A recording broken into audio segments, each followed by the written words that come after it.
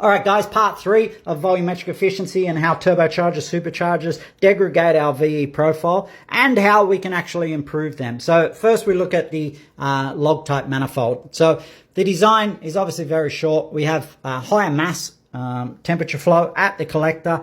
We have shorter runners, which cause banking problems, meaning the cylinders won't scavenge or work as well in overlap, because before the cylinder is even empty, we're already banking pressure at the collector.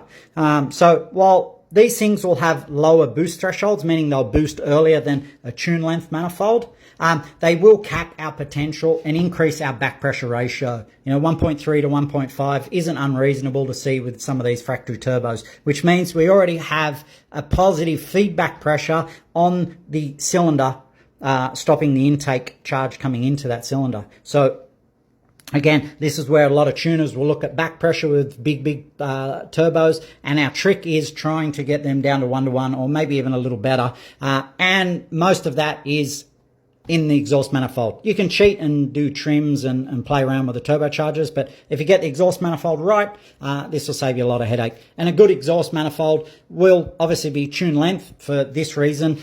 When we have uneven lengths, we get what we call pressure stacking. So as you can see, normal 4 cylinders, 1, 3, 4, 2, 180 degree split. We should see 180 degree split in the velocity pressure waves of the exhaust manifold, but we don't. We get too closer together, too wider apart, too closer together, because the runners are uneven. So the timing, the delivery timing to the turbo on the pressure side of things is uneven. We get this pressure stacking, and we're reducing our pressure differential and the amount of energy that the turbo can harness from that inertia and heat energy that we just supplied to it. So where with a tune length manifold, again, I like around the 100%, because we can use this as storage volume. By the time that cylinder has emptied, it's only just reaching the collector. And due to the flow characteristics, we have a nice collector angle. We're reducing pressure at the collector itself.